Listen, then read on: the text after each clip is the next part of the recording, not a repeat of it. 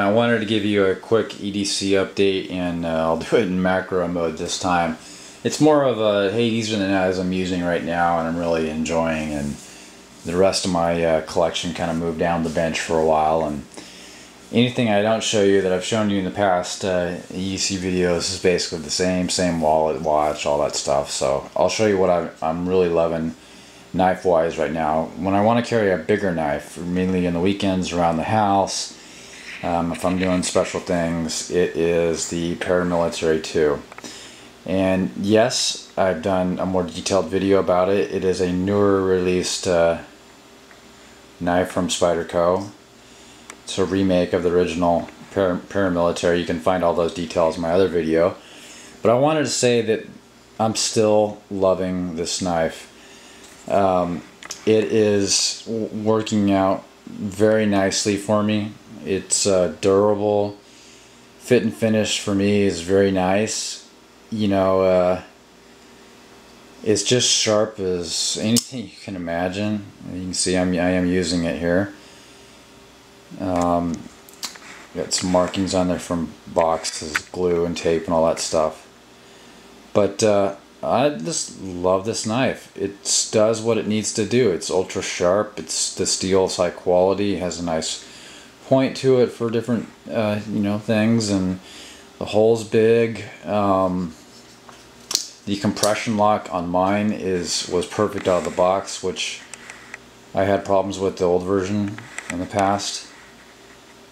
But this one works really good. It's smooth, nothing sticks, there's no real wobble. So I am using this a lot.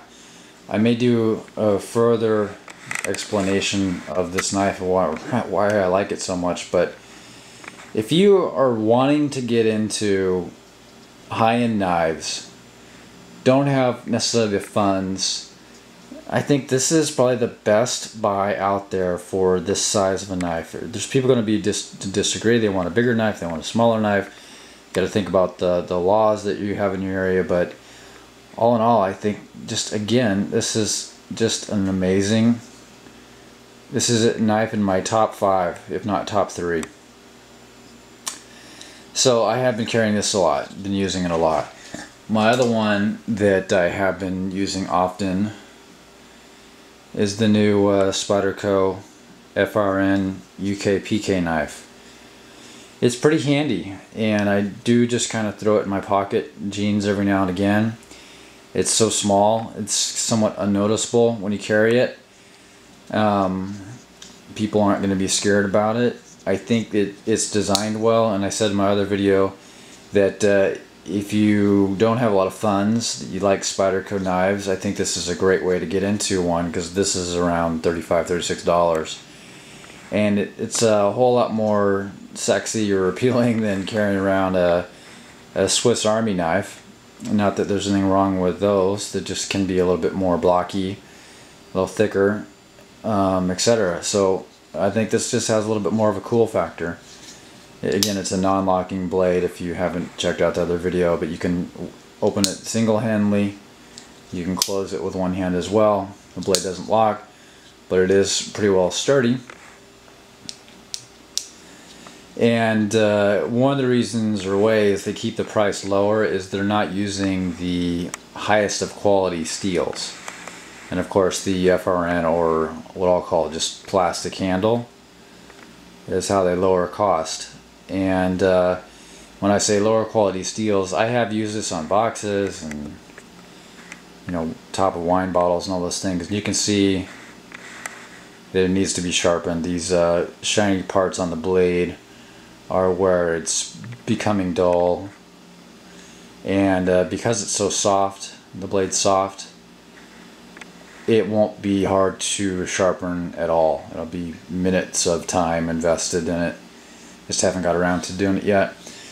It's not a bad thing. I think it's, you know, sometimes it's good to be able to sharpen a knife quickly, and it will get extremely sharp because it's soft. So anyways, I really like these. If you don't have one already and you're a Spyderco fan, I think they are worthwhile to pick up. I highly recommend one of these.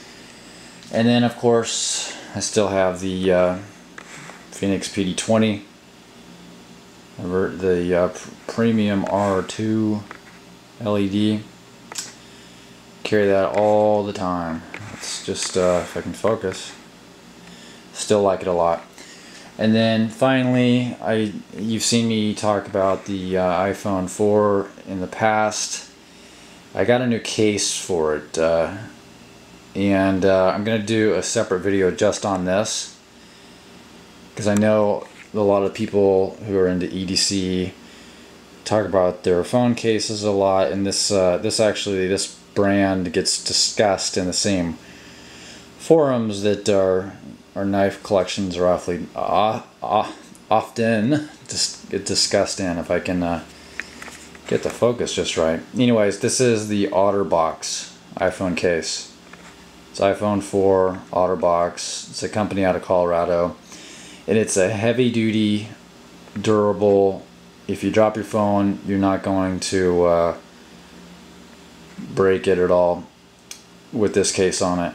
So I'm going to do a separate video on it, and stay tuned for that if you are into technology and cases and iPhones and all that stuff.